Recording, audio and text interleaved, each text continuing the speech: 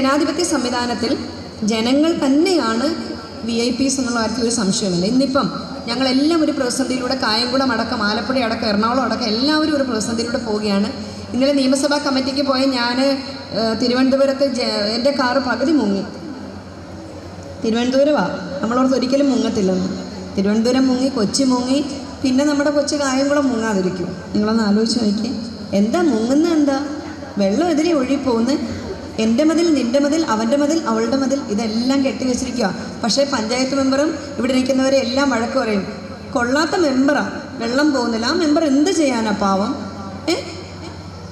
ഞങ്ങൾക്ക് ആർക്കും ഒന്നും ചെയ്യാൻ പറ്റത്തില്ല. കൊള്ളാത്ത മെമ്പറായതുകൊണ്ടല്ല വെള്ളം പോകാത്തത്, ഉള്ളരുതായ്മ നമ്മൾ കാണിച്ചത് കൊണ്ടാണ്. നമ്മളെല്ലാവരും മതിൽ കെട്ടി, നമ്മളെല്ലാം വീടുയർത്തി, നമ്മളെല്ലാം ഇൻ്റർലോക്ക് ഇട്ട്, പാവപ്പെട്ടവൻ അപ്പുറത്ത് കോളനിയിൽ ഈ വെള്ളമെല്ലാം ചെന്ന് വീഴുകയാണ്.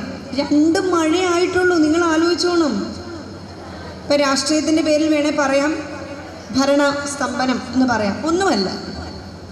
പിന്നെ ഇപ്പം ഏറ്റവും കൂടുതൽ ഡിമാൻഡുള്ള കാര്യം JCBയാണ്. സാർ എനിക്കൊന്ന് അതിന് ഒരു സബ്സിഡി മിക്കവാറും തരേണ്ടി വരും പഞ്ചായത്തുകൾക്കൊക്കെ. കാരണം ഇന്ന് JCB വിളിക്കുകയാണ് ഞങ്ങളെല്ലാവരും, അല്ലേ? ഇന്ന് ഏറ്റവും കൂടുതൽ ഡിമാൻഡുള്ള ആൾക്കാരവരാണ്. കാരണം എന്താ? മോനെ വന്നേ മോനെ, ഇവിടെ നിന്ന് തുറന്നു വിട്ടേ, അവിടെ നിന്ന് തുറന്നു വിട്ടേ, ഇത് തന്നെ. കാരണം വെള്ളം പോകണ്ടേ? ഇതെല്ലാം മതിലുകളും ഭേദിച്ചൊരു വെള്ളപ്പൊക്കം 2018 വന്നു. മതിലിൻ്റെ മുകളിൽ കയറിയിരുന്ന് നമ്മൾ നിലവിളിച്ചു. ഹെലികോപ്റ്റർ വന്നു, ആളെ കൊണ്ടുപോയി. നമ്മൾ മറന്നു 2024 ആയപ്പം. പറഞ്ഞിട്ട് കാര്യമില്ല, ഇതെല്ലാം ജനപ്രതിനിധികളുടെ ജോലിയാണ് എന്ന് എപ്പോഴൊക്കെയോ സമൂഹം കരുതുന്നു. പക്ഷേ അവിടെ ഉദ്യോഗസ്ഥ സംവിധാനം, ഇപ്പോൾ ഇലക്ഷൻ കോഡ് ഓഫ് കോണ്ടക്ട് ഉള്ളതുകൊണ്ട് ഞങ്ങൾ മീറ്റിംഗ് വിളിച്ചാൽ ഉദ്യോഗസ്ഥർക്ക് വരാതിരിക്കാം. കോഡ് ഓഫ് കോണ്ടക്ട് അല്ലേ, പെരുമാറ്റച്ചട്ടം ഉള്ളതുകൊണ്ട് വരത്തില്ല. അപ്പോൾ അവർ ജോലി ചെയ്യണ്ടേ?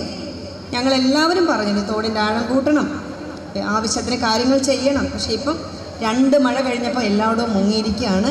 അപ്പോൾ ഇത്തരത്തിലുള്ള മിസ്മാനേജ്മെൻറ്റുകളെ പറ്റി പറയാതെ അതൊക്കെ നമ്മൾ പരസ്പരം പഴിചാരി പോകണം. ജോലി ചെയ്യേണ്ടവർ ചെയ്യണം.